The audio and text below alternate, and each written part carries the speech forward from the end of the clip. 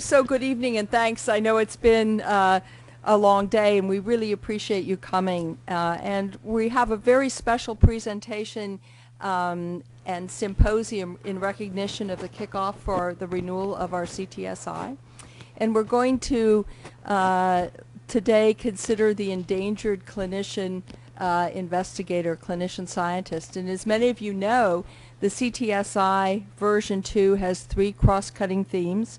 The first is the rural physician and the rural population in West Virginia, around which everything really relates to in the CTSI. The second is commercialization. And the third is really the endangered clinician scientist. Sometimes we say physician scientist, but that certainly incorporates anyone with a clinical degree, nurses, pharmacists, social workers. And we're going to, during the course of the year, address each of these cross-cutting themes with a really special and very eminent speaker. And today is the first session. And just to think about the problem a little bit, the era of biomedical science in the United States really took off with the dedication of the National Institutes of Health in 1940 by Franklin Delano Roosevelt. And funding to the National Institutes of Health, you know, went up linearly, though at a lower slope, until about the late 80s and 90s, where it really shot up until 2004, at which point it leveled off. And when it levels off, if you, since 2004, adjust for inflation, specifically inflation in research, it's actually decreased nearly 22%. So one of the problems has been that we're really dealing with a decrease in real dollars. The second issue is, if you look at what's happened to applications, if we say that the R01 application is the, you know, prototype independent investigator application, and use that, you know, really as a standard, PhD applications have nearly doubled, but MD and PhD applications have been absolutely flat. So we have a flat pipeline.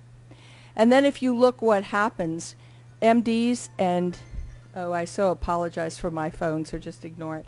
MDs and MD PhDs fall out at a much higher rate than PhD investigators. So MDs and PhDs are less likely to resubmit if they fail the first time.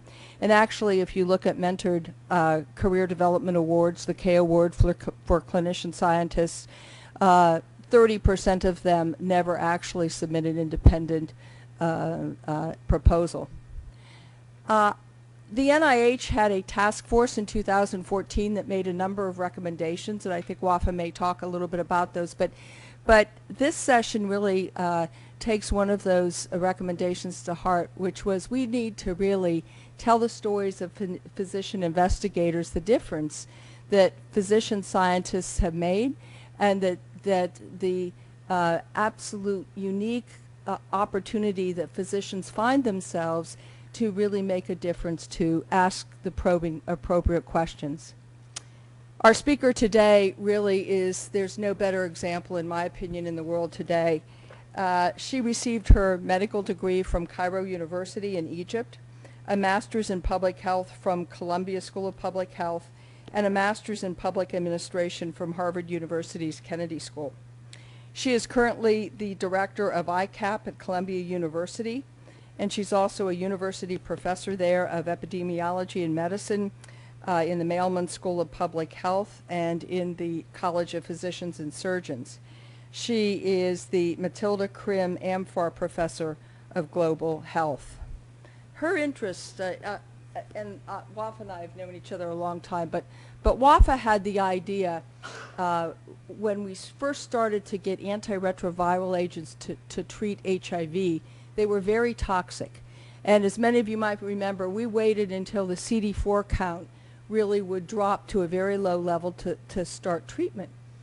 And at the initial time when we started to have agents that worked, the question was posed by Wafaa, well, you know, instead of exposing somebody to these toxic agents for a long period of time, can we simply start them when the CD4 count falls to a low level, treat them, and the CD4 count will come back up, and then stop the treatment, and do we spare toxicity? And so she was the principal investigator in one of the most important HIV studies ever done, called the SMART study. And the SMART study was stopped very, very quickly when it was realized that individuals that were on and off of therapy had a much higher risk of dying. And we learned all sorts of things about it. We learned that actually if they had inflammatory markers that were in the highest quartile, they were much more likely to die. And it was really that study that started to drive guideline recommendation committees all over the world to say we really need to start treating HIV sooner, and we really need to stop hiding under the guise that, oh, we can wait to treat to save money, and Wafaa really did that. The second thing she did is she has millions of people who have benefited from her programs. She has more than 20 programs in Africa and Asia relevant to AIDS education, AIDS treatment, and AIDS prevention. She's also principal investigator of the AIDS HIV Prevention Trials Network, which has really done seminal studies for the one that was the trial of the year in science a couple years ago, was treatment as prevention, really showing if you treat people that have HIV, you're going to prevent transmission. She actually was an early advocate of treating pregnant women in Africa, and she has hundreds of thousands of individuals who have been treated. So, I mean, I think you can see that her career has asked a critically important scientific question that was answered, that public policy was subsequently driven from that study, and that she has personally got funding and directed programs that help people. And there have been a number of research questions that have come out of those programs. For her good work, she justifiably was awarded the MacArthur Fellowship, the Genius Award. And so we are really delighted to tell the story about how the physician-scientist is critically important. And this is a personal journey. Thank you. And thank you so much, Sally, for a very generous introduction. I'm really thrilled to be here and to share with you this personal journey. I've known Sally for so many years, and it's just remarkable to be here and to see all the things that she's creating here in West Virginia. And I remember distinctly, we went out to dinner several years ago. It's when she told me that she was moving to West Virginia, and it was quite a surprise. But I have to say, I was thrilled for her, and I knew this was just the right move for her, and I knew that she would be able to bring her creativity, remarkable commitment and drive to this effort, as she has done for everything else she's ever touched. So I'm really thrilled to be here and to share with you my own personal journey and lessons learned, and then to also, I'm going to connect them a bit at the end to the mission of the CSTI that Sally mentioned. And I hope you'll get a sense of the importance of the work that's being done by the Institute here. So let's get started. Here's a brief outline. This is, don't worry, it's not a very long talk. So I'll start by this problem statement, just to build on what Sally already mentioned. Talk about the challenges that exist today in terms of creation or development of clinician-scientists. And then give you my own personal trajectory, and I'll touch a bit on becoming a physician. Then kind of an early taste of public health and an early taste of what research is all about. And then mention a bit my clinical research training. And then touch on many vexing questions that arose, particularly in the context of the HIV epidemic, which I think was very transformational for my career, as it was for Sally's career and many other people in this room that I recognize as well. And then talk a bit about finding the right balance in the work that we do now at ICAP around the world. And I think at the end I'll get back to kind of general thoughts and talk about balancing the different imperatives and end with a way forward. So I think this slide here figure shows the problem. And I think if you, this was the title of a paper entitled Generation at Risk, Young Investigators in the Future of Biomedical Workforce. And you can see here that On the y-axis are percent of PIs or faculty. On the x-axis is the age of such individuals. In the light blue, 1980, and in the darker blue, 2010. And you can see this here in the light blue that that it used to be in the 1980s that the median age was much younger, much lower for PIs, in terms of the proportion of PIs. Compare that to in 2010, when you can see there's a shift, a whole shift of the almost population pyramid to a much older age group. At the same time, if you see here in red, this is the medical school faculty, and again, it demonstrates that there's been also a decrease as well, but nonetheless, that we do have sufficient numbers in the young group to be able to hopefully move that shift back to having younger individuals who are PIs of research grants. So this is the problem, I think, in many ways. So it's a problem of the numbers, but it's also a problem of the age of such individuals, and particularly of clinician investigators. So I think, as was mentioned briefly, this is just to summarize, between 2008 and 2012, there was approximately 9,000 clinician-scientists in the NIH funding workforce, almost equal number of MDs and MD PhDs, and those with an MD and a PhD. However, very small numbers of nurse scientists, veterinarian scientists, and dentist scientists, and I always have to remind the audience that it's very important to also have scientists from these other health-related disciplines as well. And often they don't get sufficient attention in terms of the training and mentorship and their career development to become researchers. And the number of new physician scientists is declining, reduced number of applicants for early career awards like CASE and the loan repayment program that the NIH had for the past 5 years. And then there's, again, like I mentioned before, continued aging of this group of physicians engaged in research.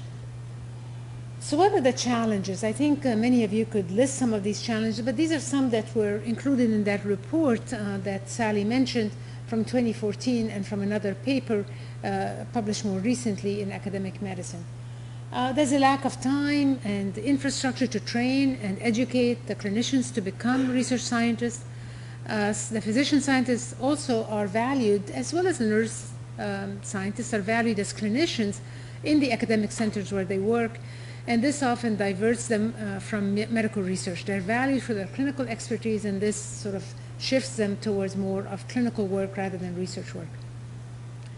There's great difficulty in training and working in two different worlds with regards to the skill sets and the cultures and the values. And clinicians themselves are apprehension to devoting time to research because of a very important kind of something that clinicians feel, which is that they have a great fear of losing clinical skills. And this is something that I felt, and I don't know if others in this room felt, is that the more and more we are engaged in administration and more in research, there's a great fear that we'll lose that connection to our clinical skills, particularly because, of course, healthcare and health and the literature is expanding at an astronomical rate, and one feels all of a sudden that one is losing the edge in terms of clinical skills. And lastly, of course, is the fear that contribution to research is almost silent in a way, and it's not going to be recognized and remains unnoticed. And then younger physician scientists are facing some issues, which is work-life balance. I don't know what that means, but it's something that we all pursue, I think, or dream of, or I don't know. And of course, the demands in maintaining clinical credentials are now larger than ever for all clinicians, not just for physicians. And I think lastly, something that's been underappreciated is the difficulty in finding mentors who can support and guide early career investigators. You have to think about the people who are mentoring these early career investigators are themselves often physician scientists themselves, and they are trying to tackle the same imperatives that the younger individuals are tackling. So they have to tackle those at the same time as finding the time to be effective mentors. So the reality is the following, is that there are kind of two worlds that exist, unfortunately. So let's think about an academic center. There's the clinician educator, and then there's a clinician scientist researcher. And all of them have these now new burdens, like the billing for clinical services, which have expanded tremendously. The issues of focus on quality of patient care, the need for more and more intensive documentation of clinical services provided, and then of course the importance of student and trainee evaluations for these types of individuals. If you think of the clinician scientists, they have exactly the same kinds of responsibilities and imperatives that they need to tackle. At the same time, they are judged by many other factors as well. The numbers of grants submitted, the numbers that they get funded, the amount of grant support they have, and what proportion of their research of their time is supported by grant funding, the number and impact of their peer-reviewed publications they have, and lastly, of course, their productivity as well in terms of, as they rise in seniority, the junior researchers that they mentor. So you can see that there's an imbalance here, and it becomes very difficult to achieve this. And I think our goal and the task and the mission of the CTSI here is to be able to enable individuals who fit into this category to successfully achieve all of these goals and objectives, both in terms of their satisfaction from their clinical work as well as their satisfaction and success in their research work. So this is a personal trajectory. And that's me and my brother years and years ago in Egypt. So I'm born in Egypt and raised in Egypt, went to medical school in Egypt as well. So I'll focus now on my own personal career. So I went to the Cairo University, as Sally mentioned, a prominent university, went to medical school there, a very strong medical school, but I don't actually remember ever hearing the word research during my whole medical education. It's quite stunning that when I was thinking of this presentation, I was trying to remember that, and I really can't tell you that I ever heard I was taught very well how to be a very good clinician, very effective clinician, but I don't remember ever learning anything about research, which is kind of stunning in retrospect. I hope they do now. It's been many, many years, but I think it's just my own personal experience. And in addition, of course, we had, as a medical student, we have much larger medical school classes. I'm one of almost 1,000 individuals in my class at Cairo University.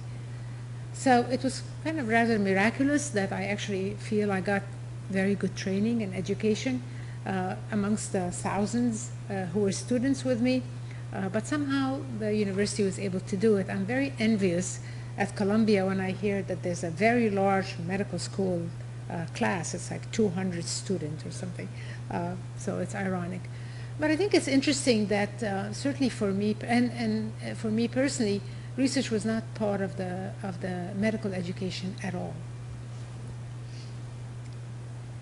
I think my very first taste of kind of asking questions or thinking about questions, that one needs to ask questions about problems, happened during my 4th year training in medical. Our medical school is 5 years, and we were required to do a public health rotation. And part of that was we were bused in groups to a rural part near Cairo, and we were assigned a family.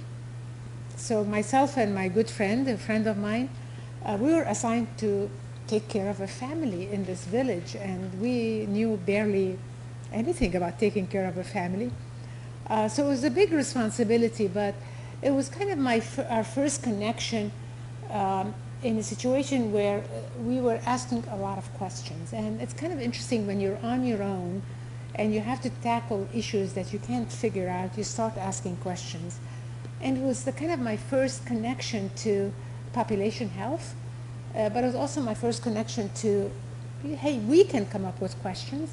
Myself and my classmate, we're exactly in the same class, and we've remained best friends till today, is this first kind of spark of, yes, we have questions and we don't really know how to answer them. And we tried very hard in our own way to provide this family with the guidance, support, as best as we could. But it was a very important moment in my career when I realized kind of the role of, our role, not just as recipients of the knowledge and so on, but also as potentially generators of knowledge in terms of being a researcher. So I then went to New York, quite a transition. But New York, that's where I got my training, my early clinical training in New York. And I think it was very much focused on residency and fellowship, which is very much about clinical training. And as many of you in this room know, that clinical training is very intense. And for some, they have the luxury of doing some research, particularly in their fellowships, and I had that opportunity to do that. But nonetheless, I think clinical training is very much focused on learning clinical skills and being able to have the clinical skills to do essentially to provide excellent care. I do think, though, that I'll start the theme of mentorship. I think it's really interesting that it all depends on who you serendipity, and that's another word that I'll use a lot in my personal journey, is the importance of somehow mentors. And I distinctly remember specific attending physicians that I had who were able to not just provide the guidance in terms of clinical management of patients, but also inspired asking questions. And that was very, very important, as very fundamental for me, who had come from training where that was not the case, from an education where that was not the case.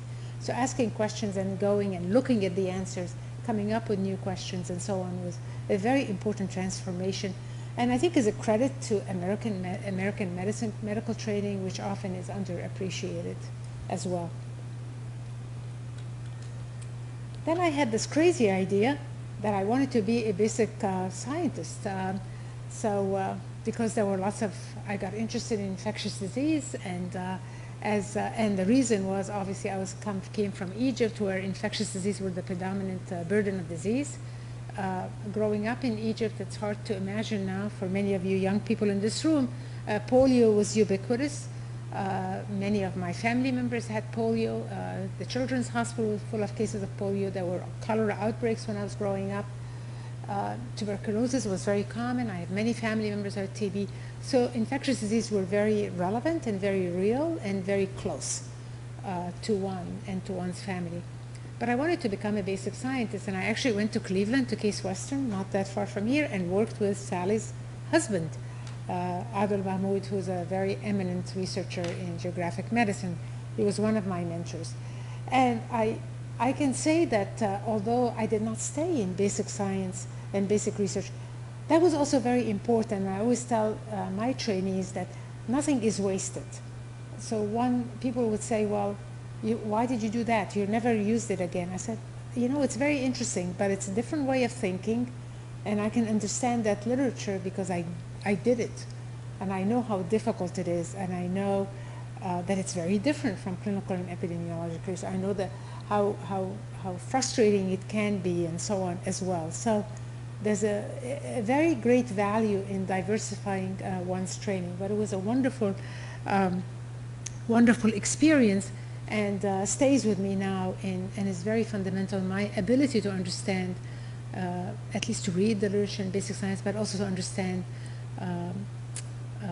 the difficulties and the challenges that basic researchers face day to day that are often underestimated. Of course, for me, the transformation came with the advent of the HIV epidemic. And HIV hit the US in 1982.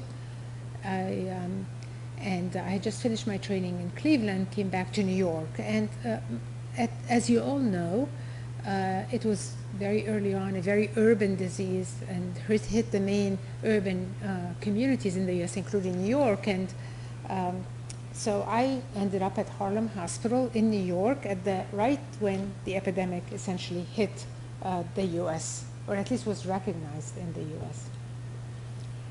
And working at Harlem Hospital was very interesting because it's a community hospital affiliated with an academic institution, and it's kind of interesting to be in a community hospital. It's not part of a large medical center, but affiliated with a large medical center.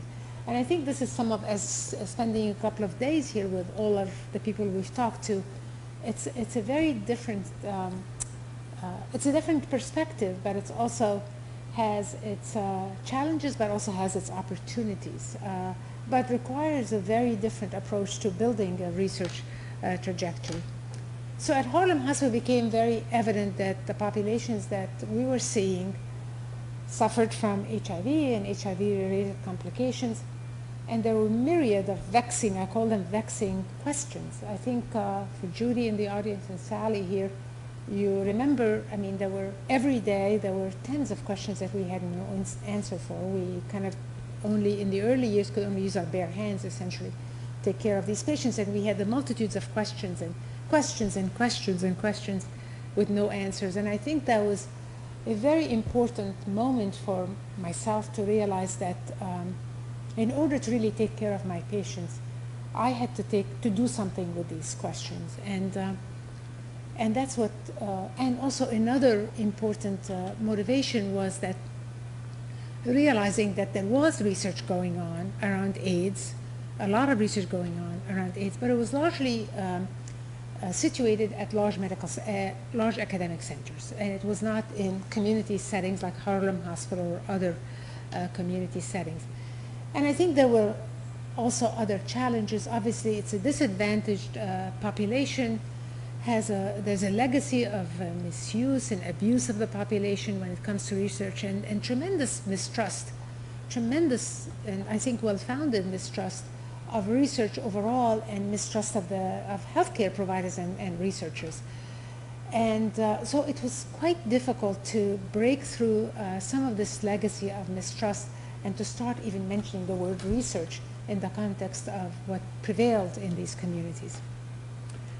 But nonetheless, I think I felt very strongly that we had to bring research to these communities, and we had to garner the support of the communities in order to be able to successfully do the research. And that was very, very important point in my career in terms of becoming a clinical researcher. So I think a very fundamental effort that was really important in moving this agenda forward was something that was called the CPCRA. The CPCRA was funded by the NIH. Like in the late 80s, it's called the Terry Byrne. He was an individual activist who died of HIV. It was called the Community Programs for Clinical Research on AIDS. And it was an effort by the NIH to do something that they had never done before, which was to invest in community-based research, meaning that to take the research out to community-based contexts like Harlem Hospital. And they funded about, I think there were initially about 20 sites around this country. They included institutions like myself, like at Harlem Hospital. They included community-based organizations that had never done research before.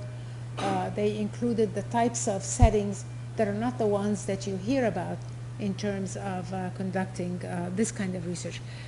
But it was quite successful because in several ways. First of all, there was a focus on engaging the community, which is very important, and listening to the community. So we established these community boards, and we engaged them, and we asked them to help us ask the questions or derive the questions, and then help us design the studies and implement the studies and so on. And we were able to very quickly transform the culture and actually build the trust of the community and have a very vibrant research site. And it's interesting to me that this model is very relevant to many other health threats that face this country, but it's often kind of forgotten in the history of research. So I think out of this effort, I learned an awful lot because I had a community of similar people. There were people like myself in all of these sites who were not strong clinical researchers, but we had a lot of questions, we had a lot of confidence, and we had a lot of commitment. But we became a community of individuals, and we remain a community to this day because we were trying to do something that was new and different. And it's through this effort that actually many very important studies were accomplished during those years through the CPCRA from this group and through this network of individuals and communities. And then I think there was, building on this, of course, came the realization of the gravity of the global HIV/AIDS epidemic. It was around probably 2000 or so, where it became clear that while in the US we had successfully transformed HIV from a death sentence into a chronic disease due to the efforts of so many people and through the research, successful research. But at the same time, in the areas of the world where there are the most people dying of HIV, actually, they had no access to treatment at all. So we had in our hands life-saving treatments, but we never, the people who needed it, the millions who needed it, couldn't get access to it. That was unacceptable and just completely untenable. And I think it motivated many people, but I think thanks to largely communities and activists who said, absolutely no way, this is unacceptable. And there was mobilization around the world, largely by people living with HIV around the world and the US, as well as people who were friends of people living with HIV around the world, to say we have an imperative to act. And I think it's, that was also a very important moment, because I think for me personally, it became a commitment to try to do what we did in Harlem, which is to prove the naysayers wrong, that we had to do the same thing in Africa, to prove the naysayers wrong, meaning that we could bring treatment to Africans, and they could do well, but also we could bring research there as well, and demonstrate that we could do rigorous research in context that people thought was not possible, that you couldn't do rigorous research or you couldn't treat people. And I think that was an imperative that emanated from around 2000, 2002. So I think that kind of led me to another transformation from clinician to then dabbling into basic science, then a clinical researcher and clinical trialist, to a public health researcher. And I obtained training at the Mailman School of Public Health in public health. Because of this, remember that spark from that village near Cairo of the importance of thinking of the population. And certainly the epidemic in Africa, as well as the epidemic in this country, HIV epidemic. But it was clear that one had to think of populations. One could not think of the people who come to our doors, the people who come to our health facilities, our hospitals. In order to really have an impact, one had to reach beyond the walls of institutions, reach the people before, the many people who never make it to our institutions and our health facilities. And that was another transformation to thinking of population health as well as individual health, and the importance of both. So the idea was to try to reach as many people as possible and to study as many people as possible. And based on that, I founded at that time ICAP at Columbia University, which is a large center at the School of Public Health at Columbia. And it's really focused on, these are the countries where we work in the darkest blue, as you can see obviously from this map, largely in sub-Saharan Africa, now in more than 25 countries, as well as in Central Asia, Southeast Asia, and we work as well in the Bronx and Harlem to do research there. But I think our work, from day one, the commitment was, and I really believe very strongly, is that one needs to have service because there are so many needs. So program design, program implementation, program scale-up is very important, but equally important is research. And there's a very important loop, is that the services have to be evidence-based, based on knowledge and evidence, but also one has to learn from what one is doing and to ask questions through research. And these questions, then the answers can feed back into the design of the program. So we layered the research on top of the programs from the beginning, and felt that those, particularly because of us being based at an academic center, is that's a very valuable and absolutely necessary connection. Of course, education and training, being at a school, education and training is very important, not just for our own students, but also sort of a two-way street, people overseas as well, to give them the opportunities to learn how to do clinical care, but also to train individuals on how to do research. And I can tell you a little bit about our efforts in building a research infrastructure as well. And lastly, of course, very importantly, is impact measurement of the impact of these programs and research activities. And these are just some photos. I thought that's the best way to show it, of educational activities here. Nursing education is very big. This is from a research study we're conducting, and another research study. and outreach and care and so on. So you can get a sense of the diversity of activities that we do at ICAP, but they interdigitate because they are focused on the importance of all of the elements of what we're trying to do. So I'm going to go back now after giving you this personal history and tell you about, just in general, what are the challenges that have been documented in the literature. I think there's also, at the same time, looking to the future challenges is the economics, as you know, of medicine and healthcare has changed. There's rising educational debt, and as you probably heard, the House just voted now or today on taxing stipends for graduate students, which is really catastrophic. Their tuition, not their tuition would actually be taxed, which is very bad news for them. So I hope that doesn't see the light of day. But it seems like we're going in the wrong direction. Increasing the length of training, and then the regulatory burdens that I described before. At the same time, I think it's not doom and gloom. I'm a very optimistic person in general, so my team always says you always see the glass half full. And it makes them moan, you know, because I'm too optimistic maybe. But there are many enablers, and when I think back about my own career and trying to break into research, the world has changed. I think there's so many career professional development opportunities now, and of course the CTSI is one of them, CTSAs, the training grants, proliferation of training grants in basic clinical implementation science. We have a couple of training grants at ICAP that are trying to build research capacity. So I think there are a lot of opportunities, and certainly here Sally and her group are really capitalizing and expanding these opportunities for the population here in West Virginia. I think we cannot overestimate the ease of access to academic literature. I remember in my training early years of having to go to actual library and to find a paper. Then I had to find the Xerox machine that worked and pay for making the copy, then take that back, and then I'd find other references in that one article and go back to the library and find the books. And I see some people nodding. I call them old-timers like me in the audience are nodding. Some nods there. It's a different world now.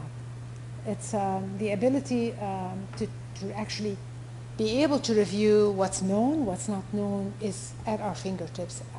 That's like a remarkable transformation that I think we underestimate often. And it opens a lot of doors. And I can now think about an idea or a problem, or at least decide whether it's novel or not in a few minutes, or taking an afternoon and just searching on my computer. I think there's also recognition of the importance and the opportunities for collaborations in interdisciplinary work. And I think that's very critical, especially for young investigators.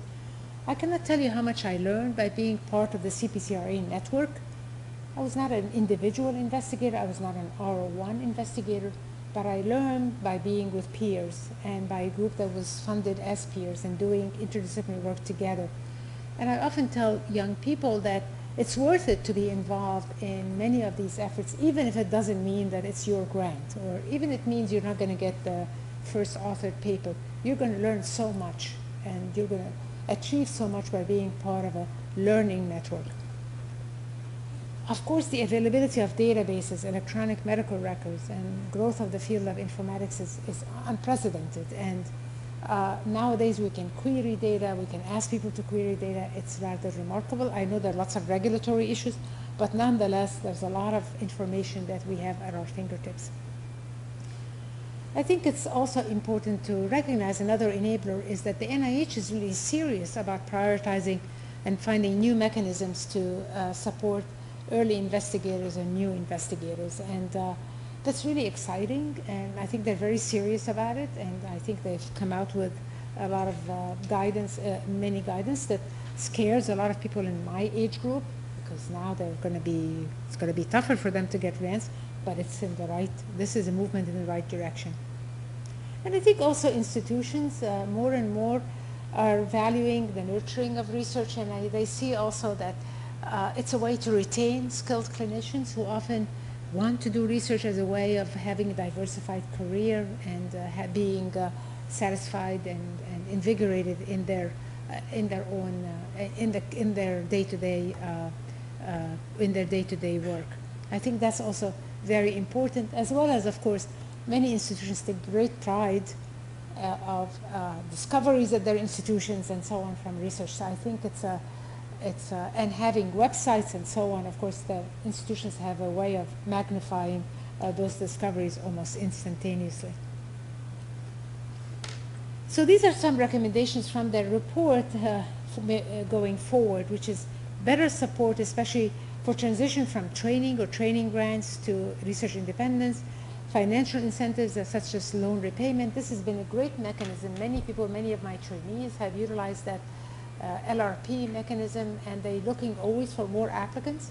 It's actually not utilized enough. It's really fantastic for anyone who wants to do research beyond their training. Fostering a community of clinical scientists, adequate protected time, which is kind of a dream. Whenever I see that, I say, what is that? I never had protected time, but it doesn't mean that I really want people to have protected time. I think it's necessary in this day and age to be able to make progress. And I think leadership in institutions have to recognize that they need to give researchers the protected time to be able to do their work. And then last but not least, I think an important area that's often forgotten is supporting mentors. It's amazing, I think, that in terms of the generosity of a lot of people in mentorship, mentoring young people, often it's completely done pro bono. It's something that they do because they feel it's part of their mission, it's part of their responsibility to the new generation. But it's not something that's very much recognized or remunerated as well. So we need to think of ways of acknowledging great mentors, like we acknowledge great teachers, and valuing their contributions to the institution and to the career of young people. And then they have another recommendations rewarding scientific productivity similar to clinical productivity. And then, of course, incorporate the resources of CTSIs and CTSAs to support training and development of junior investigators, as Sally and her team are doing right here in West Virginia. And I think it's in the last couple of days just learning about the very deliberate and thoughtful way in which the work is being done here through pilot grants, through supporting scholars, through K clubs and other mechanisms. It's rather remarkable. I wish I had any of these supports during my own personal trajectory. I want to end on mentorship, and I say mentorship is very, very important. But I always say mentorship is a two-way street. And what is the definition? It's an idiom, I guess. That it's a situation in which both sides must put forth an equal amount of effort to achieve a desired result. You know, it's often that, you know, when you talk to, so all of them, I have many trainees that I mentor, and I'm sure many of you in this room either are mentoring people or are mentees. And I always say it's an equal relation. It's very, very important that the people I mentor, I tell them, you need to be demanding. You need to force me, because I'm busy. You need to force me to meet and to be responsive and deliver on deliverables on time, maintaining the momentum. I say maintaining the momentum is very important, because the most successful people I've mentored have been those who have been where the relationship has been kind of equal and where they've been demanding of my time and also responsive to my time, and we're able to maintain the momentum in order to achieve their goals. And I've been fortunate to have had many mentors in my career along the way, but I think some of them have coaxed me into being more demanding. Some of them have been demanding. Some of them I've been demanding of them. But I think in the end, the mentee has to take a very active role in order to find the right mentor and also to sustain that relationship, because that's very valuable and it's not easy. Because as I mentioned before, mentors also have a lot of pressures on them as well.